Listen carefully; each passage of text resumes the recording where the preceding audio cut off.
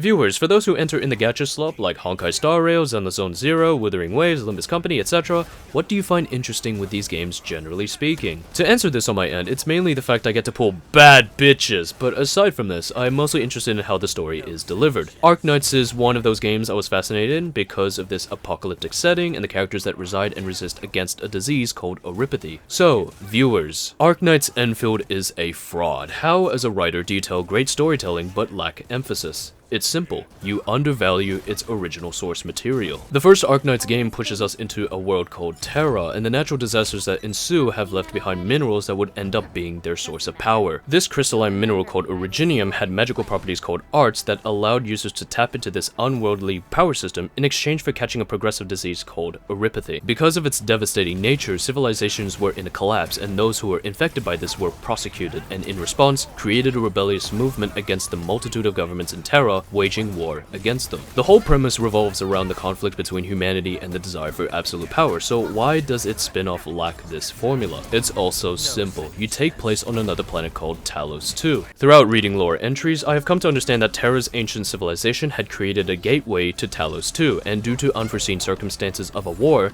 that the bridge had been burnt. Several attempts of trying to find Terra were a failure, and so time passed and it appears there hasn't been an attempt once again to find this other civilization. The story within the first week of release, the prologue was a good introduction to a fraction of this world. However, there seems to be a lack of tension in the spin-off that the original Arknights had. For example, we encounter these survivors who have a little girl infected with orypathy. Considering that this disease, mind you, is incurable in the current storyline, Perlicut in this scene treats this as if it's a flu. In the tech test gameplay taken footage by Tobiro, that Perlicut explains that we only prolong the inevitability of this little girl dying, and this builds up a strong storytelling point that this power system is cruel to its users, and it daunts us that it's impossible to separate humanity from originium. What is it?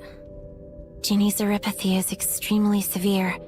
This may sound cruel, but she's dying.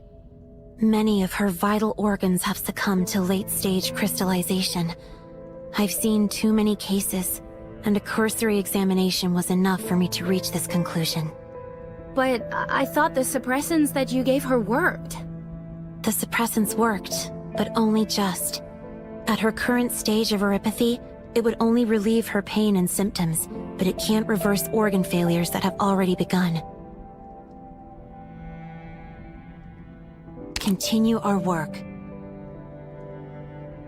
That's exactly it. We're not the only ones who have to face this. Those who came before us struggled as well, but we slowly learned that treating the sick is an endless task. The key lies in finding the cause of this issue, and making sure we have the power to fix it. This is the only way to ensure that our future actions will benefit more people.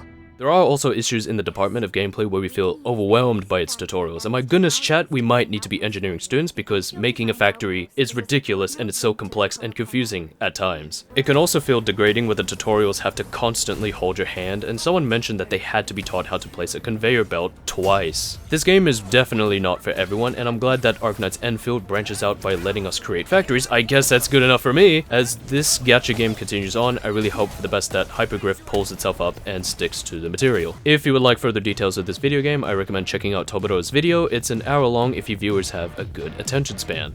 This is Ochise, of course, and you viewers have a lovely day ahead of you. See you all in the next video. Bye bye! I forgot things could be beautiful. I forgot it was an option.